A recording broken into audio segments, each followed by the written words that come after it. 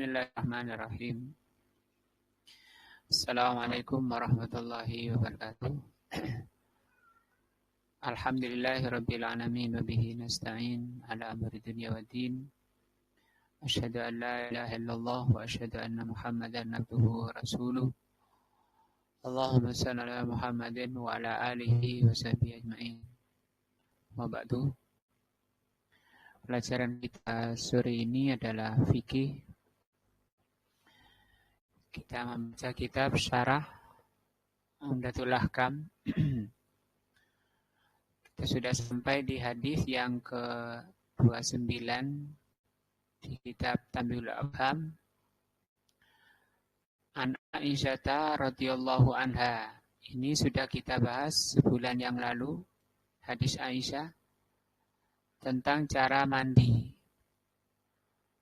Qalat, beliau berkata, Aisyah, karena Nabi sallallahu alaihi wasallam adalah Nabi sallallahu alaihi wasallam idza igtasala minal janabati, Rasul kalau mandi junub, mandi jinabah, dimulai dengan ghusala yadayhi, mencuci kedua tangannya dulu. Sini tidak disebutkan berapa kalinya. Kalau di hadis, nah ini cara mandi. Jadi beliau memulai dengan mencuci kedua tangan. Summa tawaddo'a, kemudian berwudu, wudu'an lis-shalah, yaitu wudu seperti wudu akan sholat, seperti telah kita pelajari dalam hadis nomor 8. Hadis 8 dari Humran Maula Utsman diterangkan bagaimana Rasulullah berwudu. Ini kita sudah hadis ke-29. Summa igtasala, Rasulullah selesai berwudu, Rasulullah mandi. Bagaimana cara mandinya? Kata Aisyah radhiyallahu anha, summa yukhallilu biyadihi sya'rahu. Rasulullah SAW menyela-nyelai rambutnya, dengan tangannya. Tangannya dibasahi, disela-selai rambutnya. Hatta idza dhanna, sampai ketika telah diyakini, annahu qad arwa basyaratahu, bahwa telah basah kulit kepalanya. Afadha alaihi alma, kemudian Rasul menuangkan air ke kepalanya setelah diselesai salasa marot, 3 kali. 3 kali ini menyiramnya. Adapun menyela-nyelai rambutnya tidak disebutkan oleh Aisyah berapa kalinya, tapi disebut sampai basah. Mungkin 2 kali sudah basah ya berhenti ya. Kalau 3 kali belum basah ya diteruskan. Tergantung zonna. Zonna itu keyakinan dugaannya, perkiraannya sudah basah.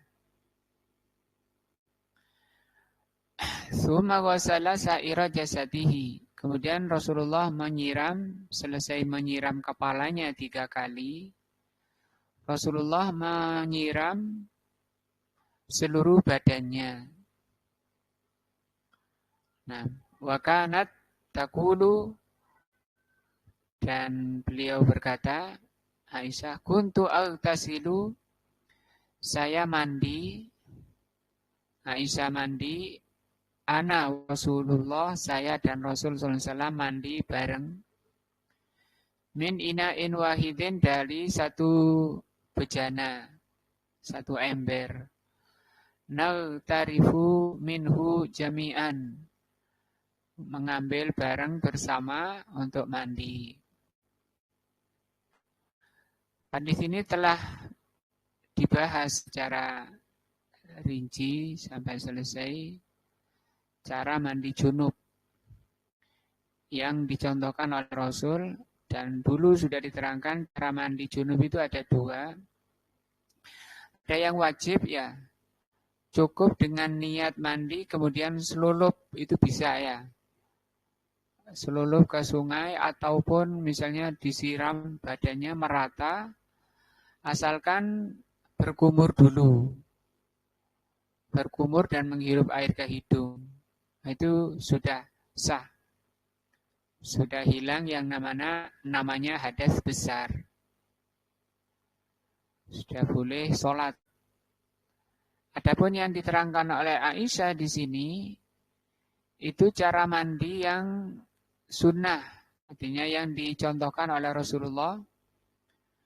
Tentu dengan mengikuti cara Nabi ini pahalanya lebih besar lagi.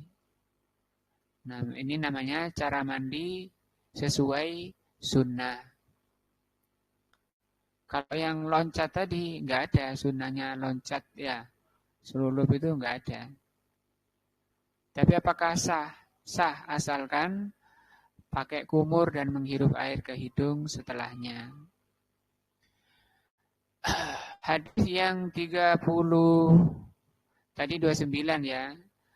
29 ini kalau kitab Tambiul Afham. Di kitab lain, hadis Aisyah tadi itu masuk hadis nomor 33. Kalau ini sama satu hadis cuma beda kitab.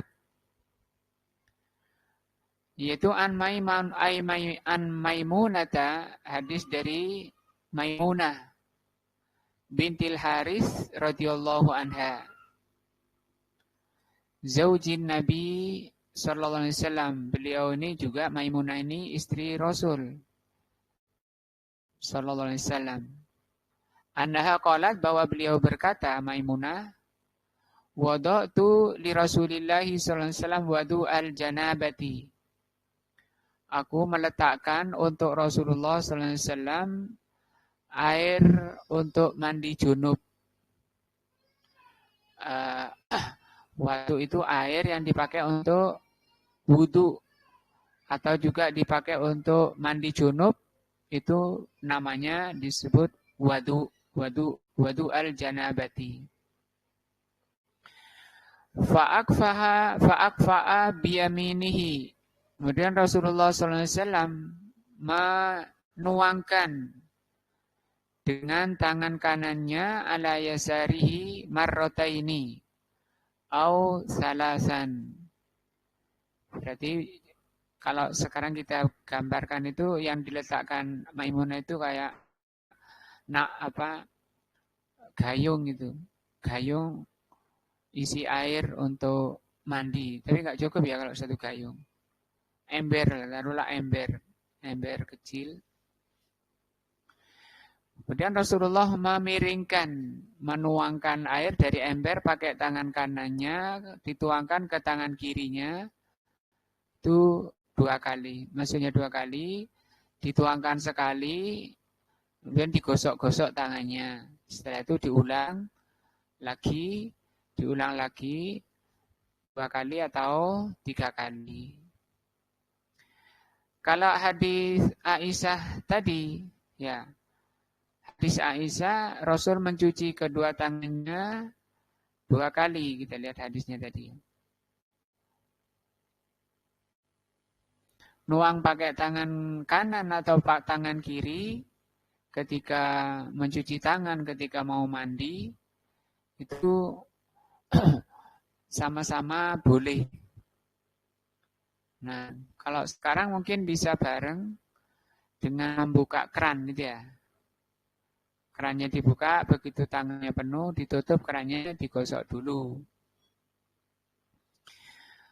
Selesai itu kata Maimunah radhiyallahu anha, summa ghasala farjahu. Selesai mencuci kedua tangannya 2 kali atau 3 kali, Rasulullah mencuci kemaluannya. Ya, dicuci kemaluannya. Summa daraba yadahu ila bil ardi. Kemudian Rasul menggosokkan tangannya ke tanah. Nah, zaman beliau nggak ada porselen. Juga sepertinya nggak ada sabun. Sehingga untuk menghilangkan bekas-bekas mani yang di tangannya, karena dia memegang kemaluannya atau kotoran kemaluannya, itu beliau menggosokkan ke tanah. Awil ha'i marrotaini, atau digosokkan ke dinding 2 kali atau 3 kali. Ini belum wudu, ini masih apa? Mencuci kedua tangan dulu, kemudian mencuci kemaluannya. Ini urutannya ya. Mencuci kemaluannya. Suma tamat madha. Selesai Rasul sallallahu alaihi wasallam menggosok tangannya. Menggosokkan tangannya ke tanah atau ke tembok. Kalau sekarang bisa pakai sabun. Summa tamat madha. Kemudian Rasulullah berkumur wastansyaqa dan menghirup air ke hidung. Ini sudah masuk wudu. Wudu. Wa ghasala wajhahu wa dira'aihi. Rasul membasuh wajahnya, kemudian kedua tangannya. Nah, ini wudu. Kalau di hadis Aisyah, beliau tsumma tawaddo'a, kemudian Rasul wudu'an lis-shalah, seperti wudu mau sholat. Nah, cuma di sini tidak disebutkan urutan wudunya karena sudah dibahas di hadis 8, hadis Humron. Yang jelas wudunya seperti akan sholat itu. Dibahas rinci cara wudunya tadi di hadis siapa? Maimunah. Berkumur dulu, menghirup air ke hidung, kemudian mencuci wajahnya, kedua tangannya. Nah,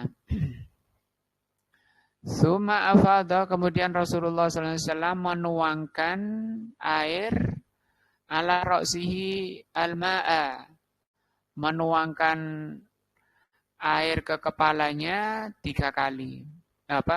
Menuangkan air ke kepalanya. Kalau di hadis Aisyah dikatakan menuangkan 3 kali, ya. Nah, di sini tidak 3 kali. Tidak disebutkan oleh Maimunah 3 kali. Yang jelas menuangkan air ke kepalanya. Dari sini kalau kita mau mandi, mau dituang 3 kali ataupun tidak, itu sama-sama ada dalil yang sahih. Hadis ini sahih, Bukhari Muslim ini. Enggak apa-apa ya. Summa ghasala jasadahu, kemudian Rasulullah menyiram badannya. Kemudian Rasulullah menyiram badannya sama dengan Aisyah, kemudian Rasulullah menyiram seluruh badannya sama dengan Aisyah. Nah, bedanya di apa? Di hadis Aisyah tidak disebutkan mencuci kedua tangannya, mencuci kemaluannya.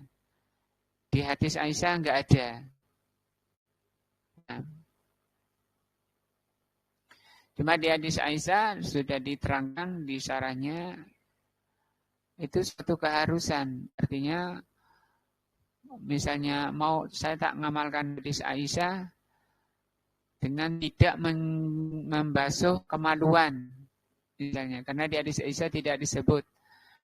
Maka kata Syekh Utsaimin itu tidak seharusnya seperti itu, karena keharusan mencuci kemaluan itu sebelum mandi kan kotor. Tsumma tanaha, setelah Rasul mencuci seluruh badannya, tsumma tanaha, Rasulullah pindah.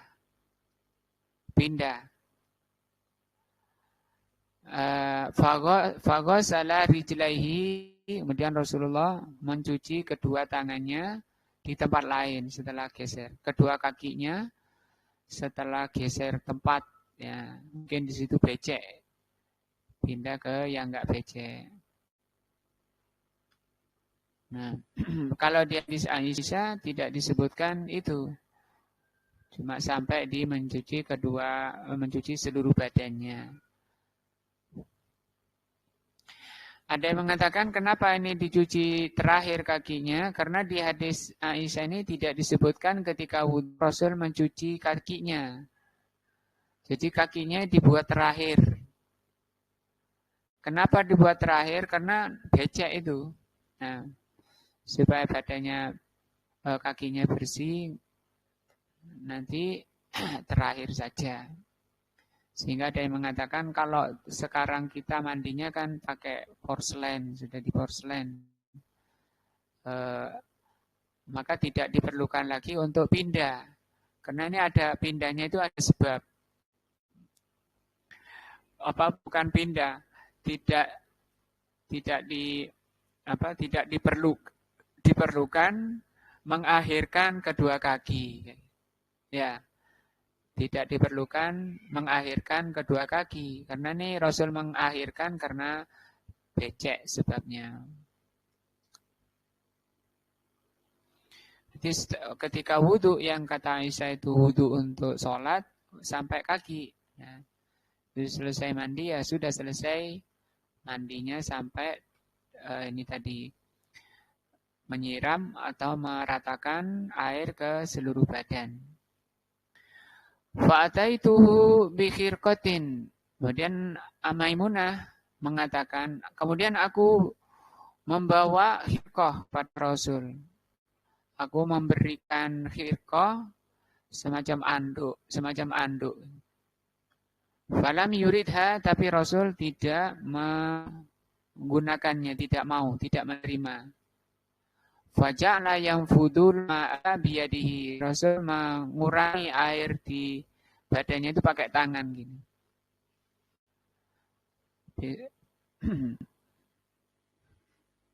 Diterangkan di sarahnya Rasul kadang seperti itu.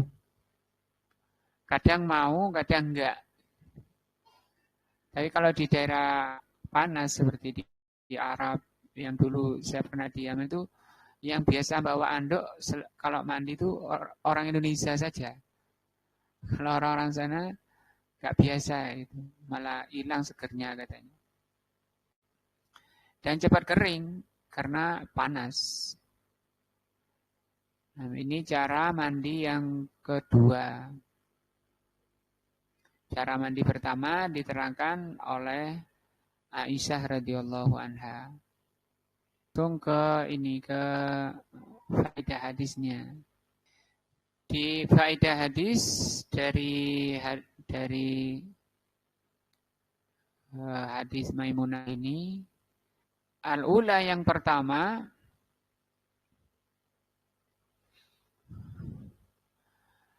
jawazu hadil kaifiyati. Bolehnya hadis ini menerangkan bolehnya cara mandi ini. Ini cara mandi junub seperti yang diterangkan oleh Maimunah itu boleh. Wa fiha mukhalafatun li hadithi Aisyah. Di hadis Maimunah ini ada beberapa amalan yang berbeda dengan hadis Aisyah. Min babil wudu, yaitu di wudunya. Li'anna Aisyah, karena hadis Aisyah, lam tadhkur, Aisyah tidak menyebutkan annahu ghasala kaffaihi qabla ghasli farjihi. Hadis Aisyah tidak menyebutkan Rasulullah SAW mencuci kedua tangannya sebelum mencuci kemaluannya. Bahkan di hadis Aisyah tidak disebutkan bahwa Rasulullah mencuci kemaluannya. Liihtimalin, kata beliau. Kenapa enggak disebutkan oleh Aisyah tentang apa? Mencuci kemaluannya itu kok enggak disebutkan? Kata beliau, kemungkinannya hudifat, dibuang itu oleh Aisyah. ikhtisron untuk meringkas. Penyebutannya aja yang nggak disebutkan. Nah.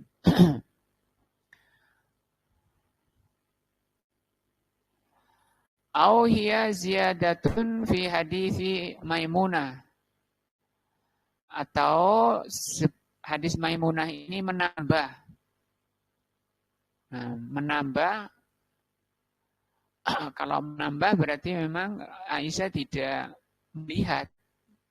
Nah, kalau tidak melihat, berarti nggak dicuci memang kalau nggak melihat ya. Al-faidatu tsaniyah, faidah kedua, masyru'iyatu ghuslil kaffaini, disyariatkan mencuci kedua telapak tangan qoblal bad'i bil ghusli, sebelum memulai mandi. Liqauliha radhiyallahu anha, berdasarkan penjelasan dari Maimunah radhiyallahu anha, yaitu fa'a biyaminihi ala yasarihi marrataini au salasan. Rasulullah menuang dengan tangan kanannya ke tangan kirinya 2 kali atau 3 kali. Ini sebelum mandi. Al-faidatu salisatu, faidah ketiga, ghuslul farji. Hadis ini menerangkan mencuci kemaluan. Wa tandzifuhu, dan membersihkan qoblal bada'ati fil wudu, sebelum wudu. Mencuci kemaluan itu sebelum wudu. Ya. Mencuci kemaluan sebelum wudu. Liqauliha, berdasarkan perkataan Maimunah, tsumma ghasala farjahu. Al-faidatur rabi'ah, faidah keempat dari hadis ini. Sunniyatu darbil ardi. Sunnahnya menggosokkan tangan selesai mencuci kemaluan ke tanah. Awil haiti, atau dinding. Bil yadi indal hajah lidzalika. Nah, memang dibutuhkan untuk itu. Al-faidatul khamisah, faidah kelima. Annal madmadatu, bahwa berkumur, wal istinsyaku fil ghusli, berkumur dan menghirup air ke hidung itu ketika mandi. Di hadis Aisyah, seperti di sini kata beliau, wa naqulu inna hadza dzukira fi hadis Aisyah. Perkara berkumur dan menghirup air ke hidung itu disebutkan di hadis Aisyah. Walan yanfarid bihi hadis Maimunah, artinya bukan Maimunah saja yang menyebutkan. Sehingga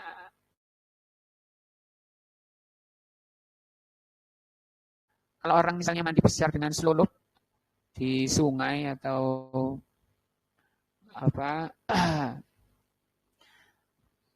di bendungan atau tempat besar, itu belum terangkat hadasnya kalau tidak berkumur dan menghirup air ke hidung. Lianna Aisyah taqalat, karena Aisyah mengatakan tsumma tawadda'a wudu'ahu lis-shalah. Wa hadza yatadammanu al-madmadata wal istinsyak. Cuma Aisyah menyebutkan berwudu seperti wudu akan sholat. Wudu akan sholat itu dimulai dengan berkumur dan menghirup air ke hidung. Sehingga Aisyah tidak menyebutkan rincian wudunya. Nah, jadi sekali lagi, kalau kita mau mandi junub dengan mandi wajib, bukan mencontoh Rasul, nah itu disyaratkan apa? berkumur, dan menghirup air ke hidung. Al-faidatus sadisa, faidah ke-6. La yajibu takraru wasli ra'si fil janabati. Tidak wajib untuk mengulang ketika menyiram kepala ketika mandi junub. Walaupun di hadis Aisyah disebutkan berapa? 3 kali, ya. 3 kali itu tidak wajib itu. Ya. Karena ada hadis Maimunah. Di hadis Maimunah beliau hanya mengatakan summa afadha ala ra'sihi alma. Rasul menyiram kepalanya dengan air. Walam tadhkurit taslis, Maimunah tidak menyebutkan 3 kalinya itu. Al-faidatus sabi'ah, faedah ke-7.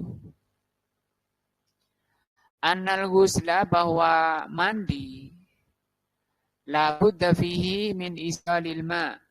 Namanya mandi, istilah ghuslu, menyiram, ya, namanya menyiram atau membasuh, ya, atau mandi. Itu satu sifat, satu cara.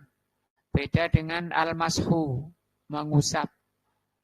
Kalau mandi, menyiram, atau membasuh, syaratnya adanya air yang mengalir di anggota yang disiram. Kalau mengusap, tidak disyaratkan air mengalir. Nah, itu lebih ringan. Nah, maka kalau mandi itu harus sampainya air ilama tahtas syu'uri. Ketika mandi diharuskan sampainya air ke bawah rambut. Nah, khafifatan kanat au kasifatan. Apakah rambutnya itu tipis atau rambutnya tebal?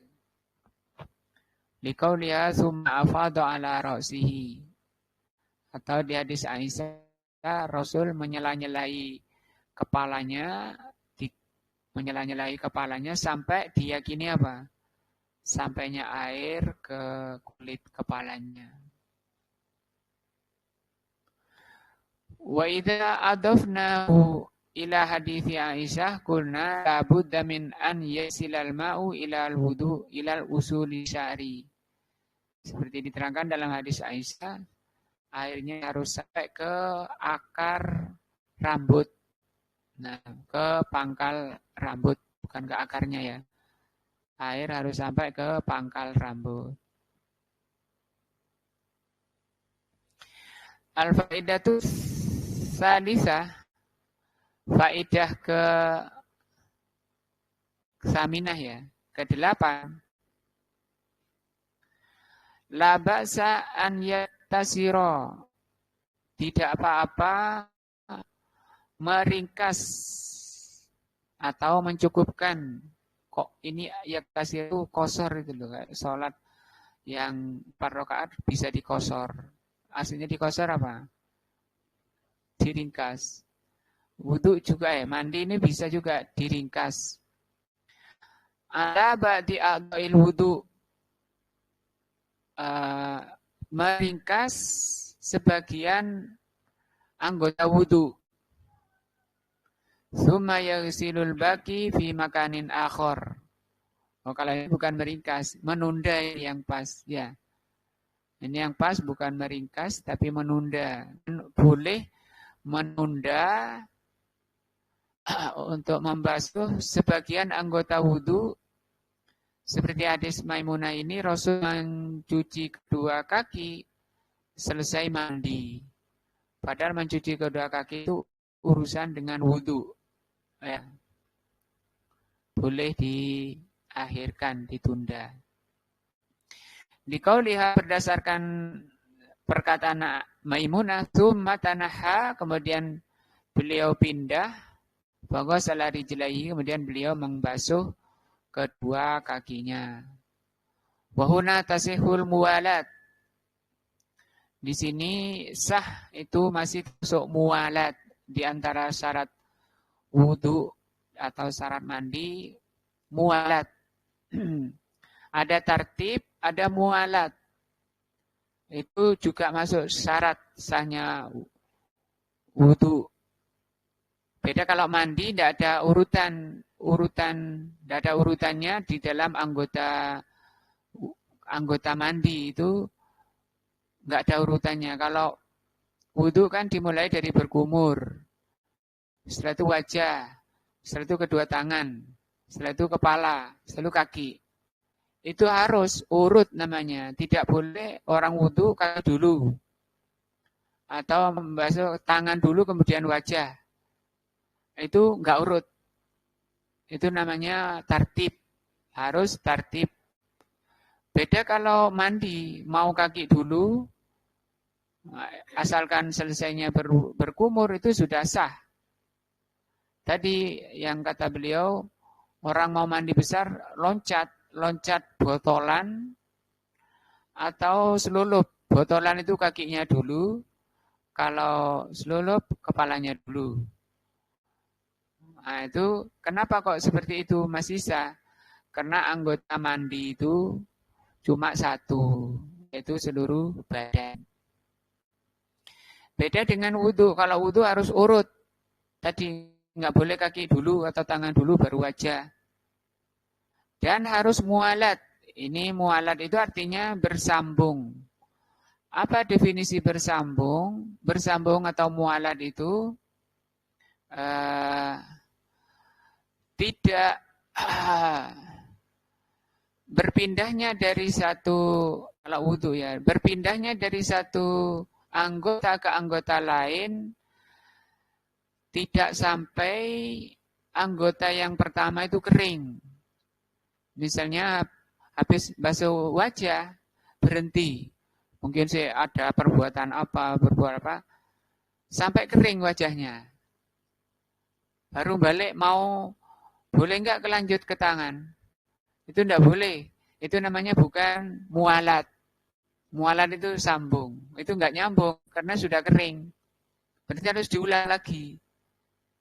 Atau misalnya lagi wudhu, sudah mencuci wajah, mau cuci tangan, airnya habis. Nyari lagi. Atau lagi nimba, sumurnya dalam, atau lagi nimba, embernya jatuh. Ini sampai dapat, wajahnya sudah kering. Itu namanya tidak apa? Tidak mualat, tidak bersambung. Jadi definisi bersambung, itu tadi. Berpindahnya dari satu anggota wudhu ke berikutnya itu, kondisi yang pertama masih basah. Nah, li'anna taharata, karena bersuci, muttasilatun, harus bersambung. Ya, harus bersambung. Lam tangkotik, tidak boleh putus. Putus tadi, apa batasan putus? Sudah kering. Nah,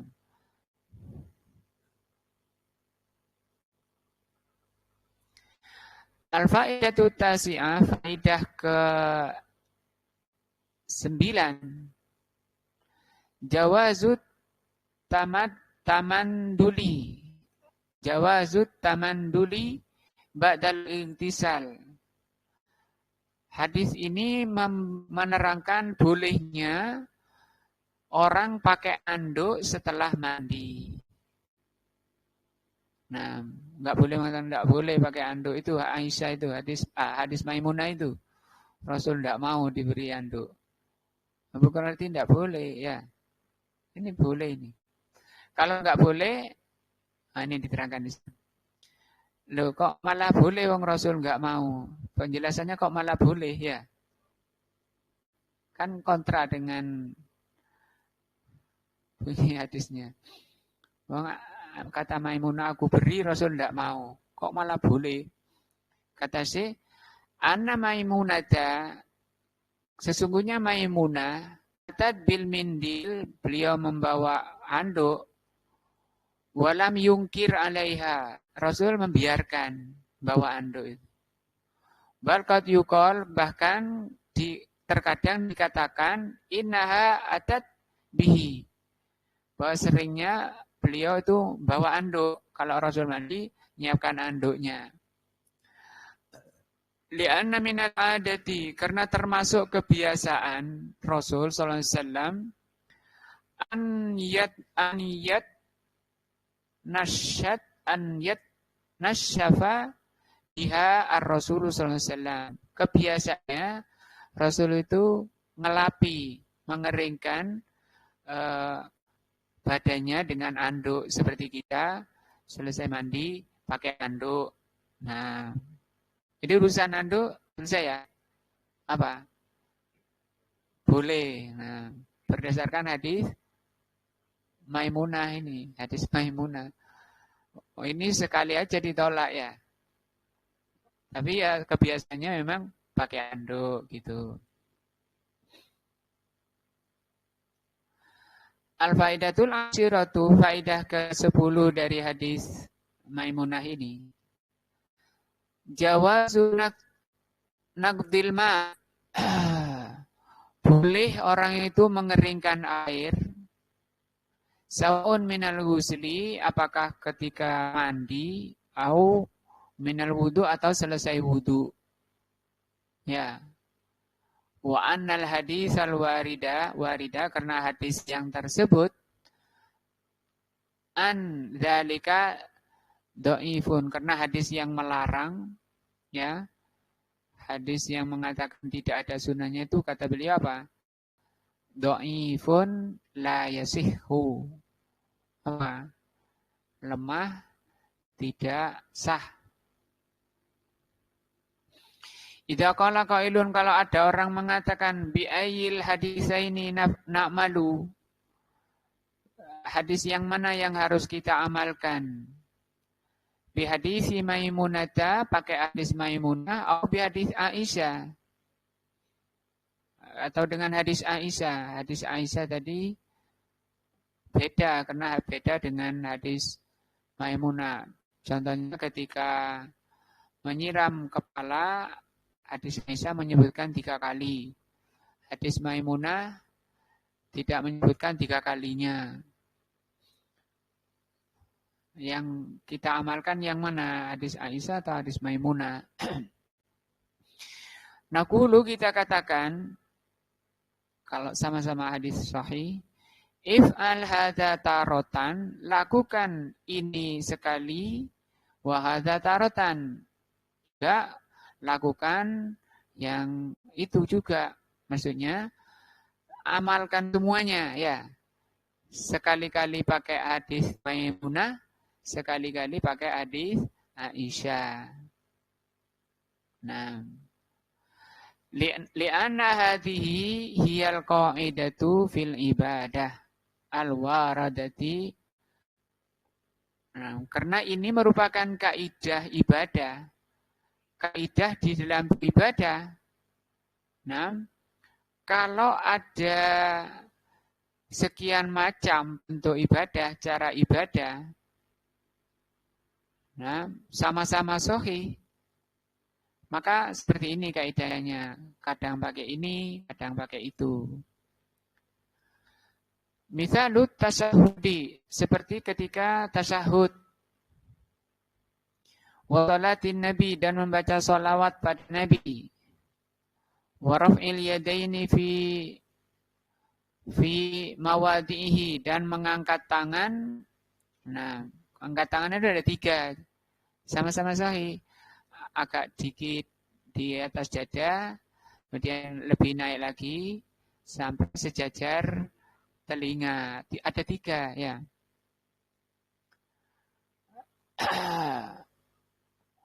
Wal julusu fi shalah fit tawarruk, demikian juga ketika duduk ada sekian macam hadis-hadis sahih. Maka bagaimana itu? Bagaimana diamalkan ini dan itu sekali-sekali. Wa fawaidu tanwi'i, faidah mengerjakan ini dan itu Selama hadisnya apa? Sahih, ya. Fil ibadat, dalam ibadah, min sifatin muta'addidatin, dengan cara-cara yang berbeda, ada beberapa faedah. Faedahnya apa? Faedah orang melakukan ibadah macam-macam cara. Tapi macam-macam cara tadi semua hadisnya sahih. Ojo PDW ya. Itu lo boleh macam-macam cara. Ya dilihat dulu. Lek kano contohnya itu haram. Nah. Al-faidatul ula, faedah pertama, tamamul mutaba'ati wa ta'assi, merupakan penyempurnaan mutaba'ah, wa ta'assi, dan mencontoh. Artinya mengerjakan ini dan itu berarti semakin menyempurnakan mencontoh Nabi. Ya, semua yang diamalkan Nabi itu ditiru. Li'annahu law iktasara ala wahidin, karena kalau mencukupkan pada satu cara saja yang telah dicontohkan Nabi, fatathu asaniya, akan terluput dari pengamalan hadis yang kedua. Itu berarti karena ada ormas ketika baca iftitah ya. Kalau ormas kami iftitahnya baca ini, Allahumma ba'id baini. Padahal iftitah itu banyak. Kenapa dibatasi? Siapa yang nyuruh batasi? Kaidah apa yang nyuruh batasi? Tidak ada. Kalau bimbingan para ulama gimana? Diamalkan semuanya. Doa iftitah banyak, ada 7 misalnya. Baca semuanya. Bukan bareng ya. Gantian yang ini sehingga dia akan menghafalkan semua bacaan itu. Akan menghafalkan semua dan pindah-pindah. Tidak hanya menentukan kalau ormas kami pakai ini. Nah, kok kemelinti itu milih-milih kan ajaran Rasul semua. Berarti kayaknya meninggalkan yang lain. Meninggalkan sunnah. Ya. Loh itu kan juga sunnah. Tapi ormas kami tidak pakai itu. Ormas kami pakai ini. Ya enggak urusan kita. Kita enggak urusan sama ormas. Nah, itu kesalahan. Ya. Apa kesalahannya? Apa salahnya? Batasi ya. Membatasi itu kesalahan. Perkara yang tidak dibatasi. Kalau para ulama tidak ada pembatasan. Jangan membatasi. Biarkan gitu, diamalkan semuanya. Selama hadisnya sahih. Nah, faedah kedua.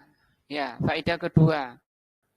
Ihya sunnataini. Berarti dia telah menghidupkan sunnah-sunnah itu. Ya, cara ini dihidupkan, cara ini dihidupkan, diamalkan. Li'annaka idza lam ta'mal, karena engkau kalau tidak mengamalkan illa bisunnatin wahidatin, kecuali satu cara saja, nusital ukhra, kamu akan lupa yang lain. Kamu akan lupa yang lain. Aku hafal ini tok. Iya, karena kamu memang menghafalkan itu aja. Nah, dan terluput dari yang lain. Faedah ketiga, ini juga sangat penting, yang ketiga. Dengan bermacam-macam bacaan itu, doa ruku misalnya, kan banyak itu ya, doa ruku. Ada Subhana rabbiyal azim. Yang kedua, Subhanakallahumma rabbana bihamdika Allahumma ighfirli. Terus ada lagi, apa? Banyak. Doa ruku, doa sujud. Allahumma roka'tu. Bisa dilihat di sifat sholat Nabi Syekh Al-Albani rahimahullah. Di sana dibawakan semua hadis-hadisnya. Nah, al-musa'adatu, dengan mengamalkan semua itu bisa membantu ala huduril qalbi, membantu kehusuan. Membantu kehusuan dalam sholat. Li'annaka idza nawwa'ta, kalau engkau membaca macam-macam, sorqal buka yahduru, hatimu akan hadir. Nah, membaca sekarang ya, hatta tugoyi marotan kada, sehingga diganti baca azim. Nah, wajibnya sekali. Sunnahnya minimal sunnahnya berapa? 3 kali. Minimal banyaknya enggak ada batasannya, karena di dalam hadis juga jangan kamu tanya panjang rukuknya Nabi. Panjangnya sama dengan berdirinya. Berdirinya kadang baca surat panjang. Rukuknya panjang, terutama sholat malam. Kalau panjang lama rukuknya sementara dia baca Subhana Rabbiyal Azim, itu kan bukan hanya 3-5 kali, berkali-kali banyak, tanpa batasan. Marrotan kada, lakinnal baqa'a ala syai'in wahidin yaj'aluhu amron adiyan. Karena kalau engkau membaca satu cara saja, satu bacaan saja, itu engkau menjadikan amalan tersebut adi kebiasaan saja. Sudah baca itu sudah, kalau bahasa kita itu sudah otomatis berbunyi sendiri. Padahal hatinya ya enggak datang, enggak ikut, enggak hadir. Hatinya kemana-mana, tapi bacaannya benar ya. Karena sudah hafal bacaannya. Yang lain enggak hafal. Karena sudah baca, sudah hafal, enggak paham maknanya, enggak perhatian ke maknanya. Namanya amron adi, ke musola kayak gitu. Berangkat, kenapa ke berangkat? Ya sudah biasa. Ibadah yang seperti itu sangat rawan bersifat zahiri saja. Sifat ibadahnya itu loh, hanya secara zahir. Tidak ada imannya, tidak ada ruhnya. Sehingga akan mengosongkan pahala dari ibadah. Karena Rasul mengatakan nilai pahala ibadah tergantung kehadiran hatinya. Di antara caranya adalah berganti-ganti apa yang itu maksud. Dan ini maksud. Maksud apa? Maksud Rasulullah mengajarkan macam-macam. Ya, supaya kalian kalian itu terhindar dari sekedar baca tanpa menyadari apa yang, karena kalau sudah biasa nyangkul merem iso Pak ya. Kalau udah biasa. Warubama, dan kadang la yas'urul insanu, manusia tidak menyadari illa wa huwa qad akhadha juz'an kabiran min hadhihi. Tidak sadar, karena sudah biasa saja. Nah, mari tadi yang dibaca itu apa dari awal? Ya benar bacaannya, kalau direkam itu benar dari Al-Fatihah sampai salam itu benar. Tapi pikirannya enggak ada. Kenapa? Karena biasa.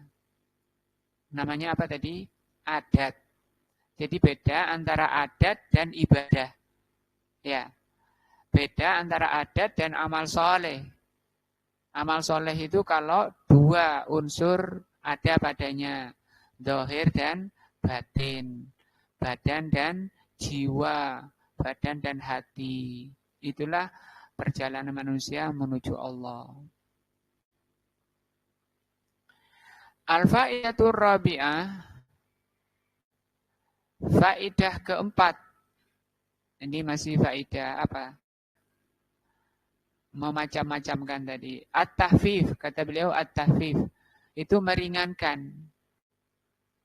Famasalan waradatil azkaru ba'das shalah ala wujuhit taliyah.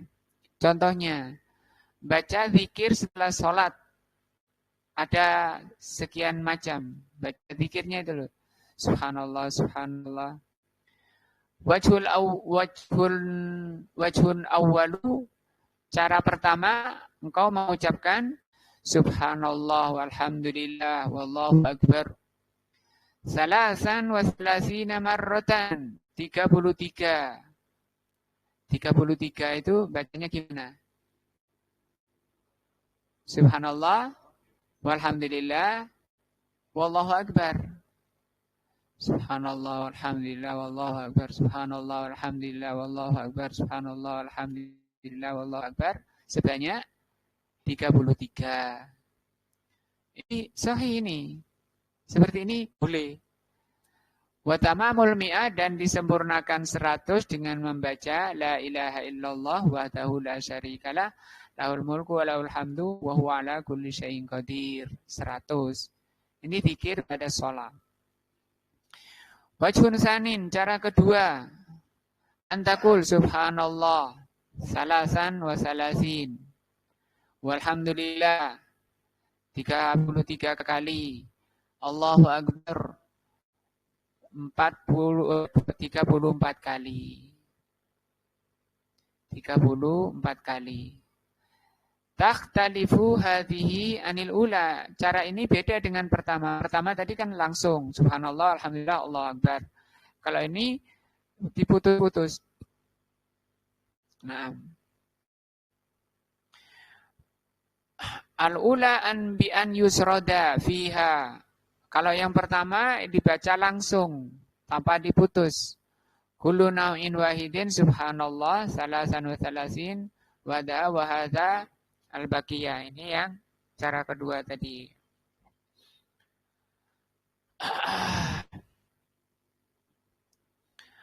Wajhun salisun, cara ketiga.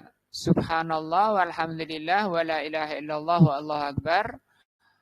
Dibaca khamsan wa isrina fa jami'u mi'ah. Dibaca 25 kali. Subhanallah walhamdulillah la ilaha illallah wallahu akbar.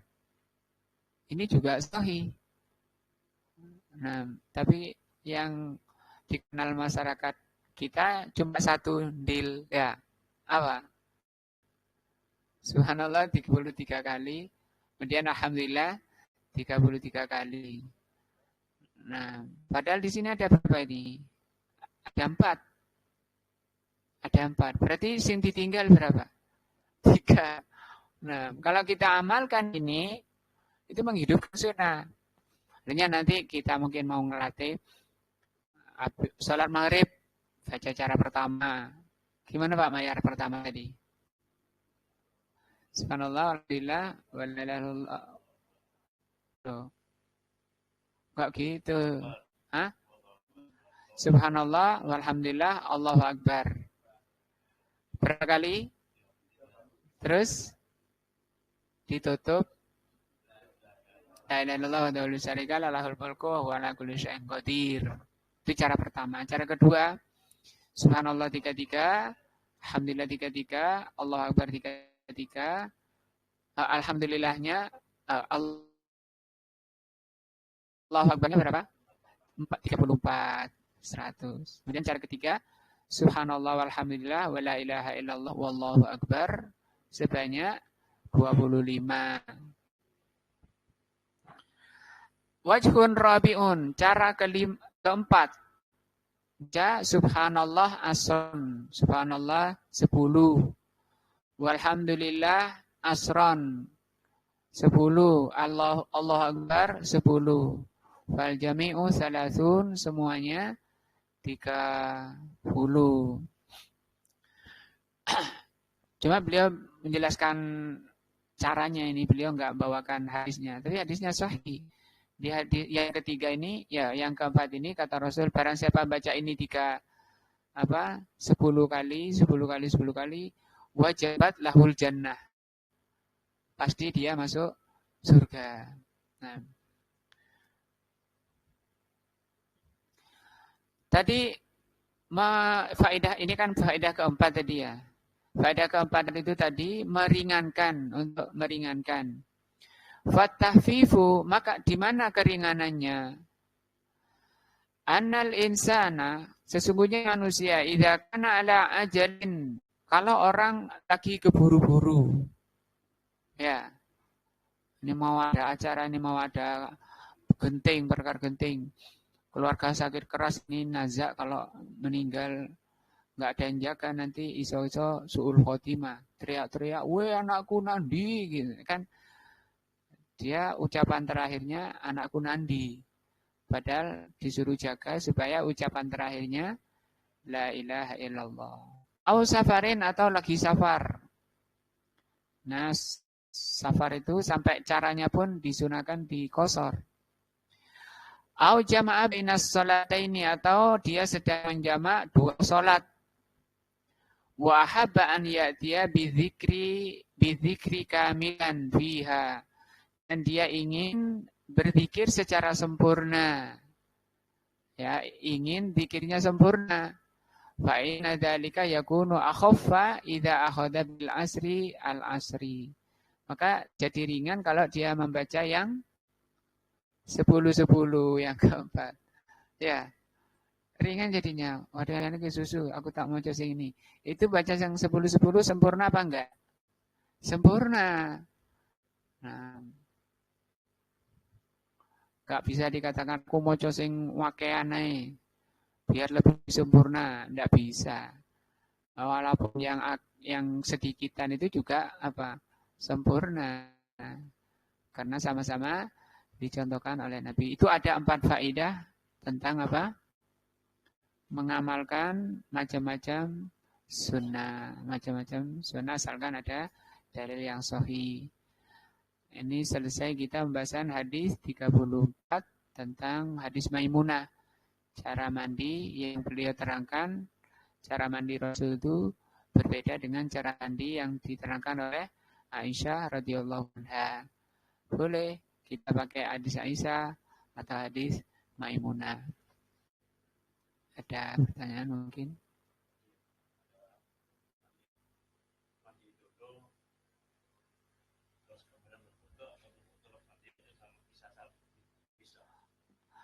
Mandi dulu baru wudu. Enggak ada contohnya.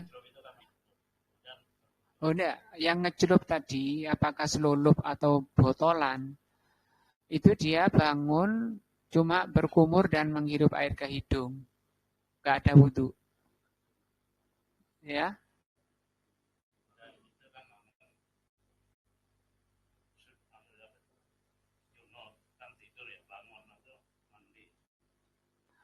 Junub, ya. Mandinya tadi langsung selulup ke sungai sana, pagi-pagi ke sungai selulup. Syaratnya dia harus berkumur dan menghirup air ke hidung. Sudah itu sudah terangkat, seluruh hadasnya sudah terangkat. Hadas kecil maupun hadas besar.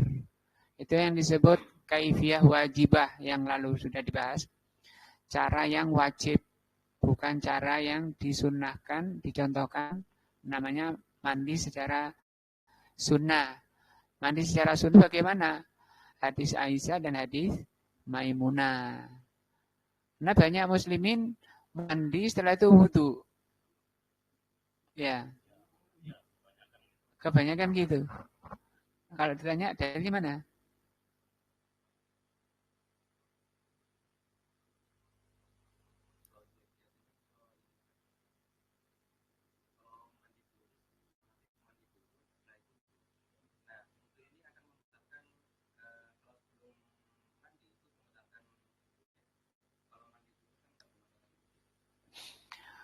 Kalau mandi dulu, kalau wudu dulu, ya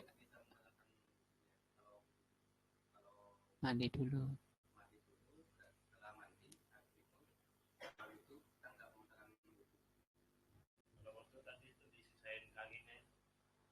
Nah, di hadis Aisyah malah nggak disisain. Iya, hadis Maimunah itu dia pindah karena becek aja. Kenapa?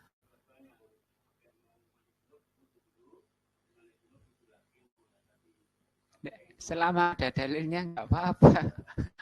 Cuma yang saya tanya dari tadi, mana dalilnya? Kalau habis mandi wudhu lagi itu. Ada, mana dalilnya? Loh, hadis Maimunah dan hadis Aisyah wudhu itu. Oh enggak wudhu. Dia menghirup air ke hidung. Nah, coba kita baca ulang ya perkataan si.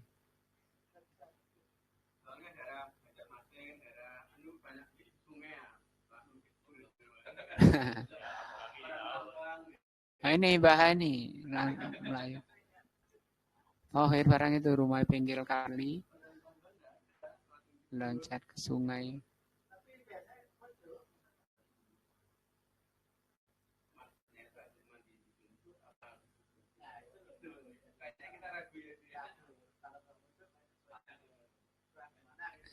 Kurang ke mana?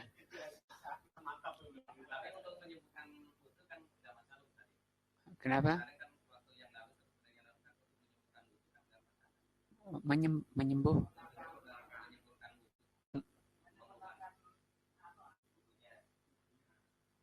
Menyempurnakan.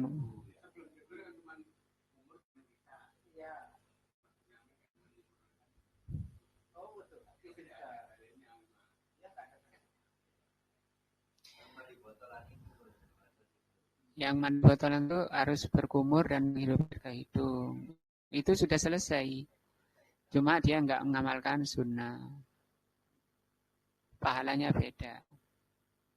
Ini loh kata beliau.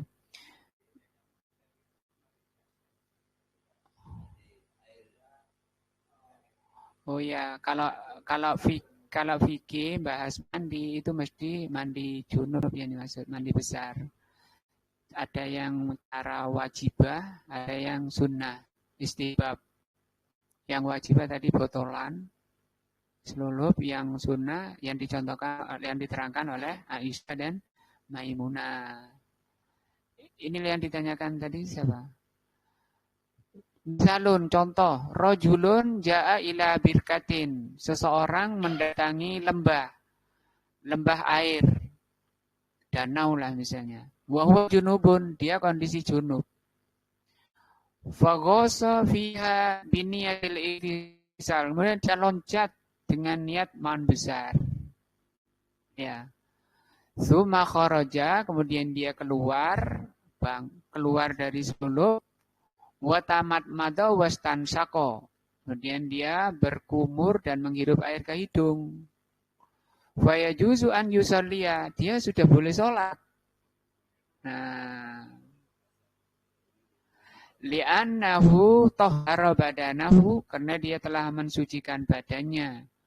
Wal ghuslu, dan namanya mandi, la yahtaju ila tartib. Mandi enggak harus urut.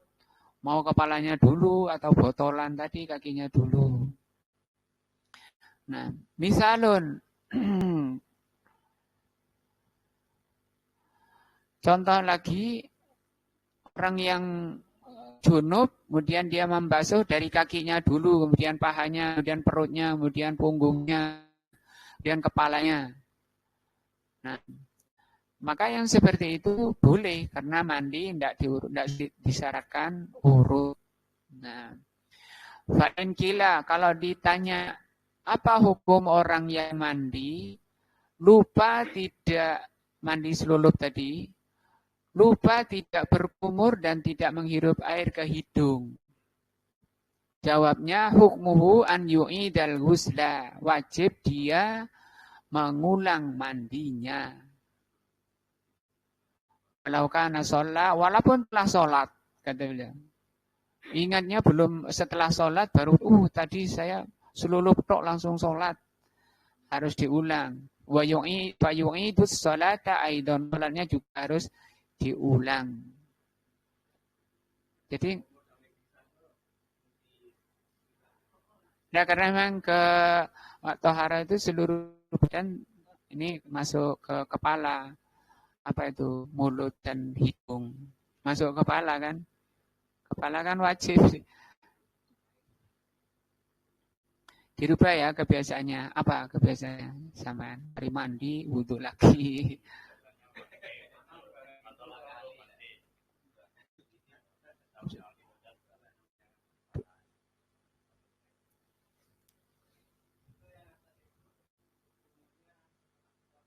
Iya, iya. Oh, iya. Karena dia langsung loncat.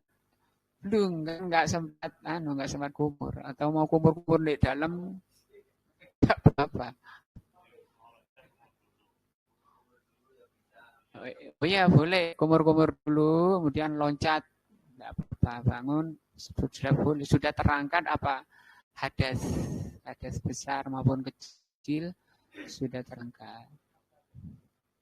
Tapi itu mandi yang sifatnya wajibah, cara wajibah. Kalau ingin besar lagi pahalanya, mencontoh Rasulullah SAW. Itu ada dua, diterangkan oleh siapa? Aisyah radhiyallahu anha dan Maimunah radhiyallahu anha.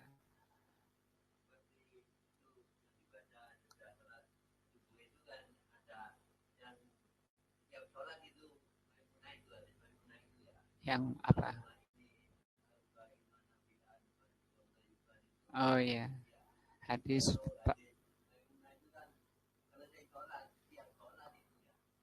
enggak, pakai pagi saja itu. Doa pagi. Itu dibaca masuk ke zikir pagi. Di antara zikir pagi karena dia akan beraktivitas memohon kepada Allah, aktivitasnya seharian ini di atas ilmu. Karena di atas ilmu lah, misalnya mau ke ladang, ojo asal macul ya. Pagernya orang jangan dipaculi. Tanahnya orang jangan dipaculi ya. Kemudian yang kedua minta ilmu, rezeki yang Allahumma inni as'aluka ilman nafi'a wa rizqan thayyiban. Minta rezeki karena dia kejar cari rezeki. Minta rezeki yang baik. Rezeki yang baik itu kalau kerjanya di atas ilmu. Dan dia beramal dengan amalan yang diterima. Wa as'aluka ilman nafi'an. Insyaallah mudah-mudahan manfaat. Ada lagi kayaknya? Enggak. Fikih memang gitu. Wallahu a'lam bishawab. Subhanakallah bihamdika asyhadu an la ilaha illa anta astaghfiruka wa atubu ilaik. Assalamualaikum warahmatullahi wabarakatuh.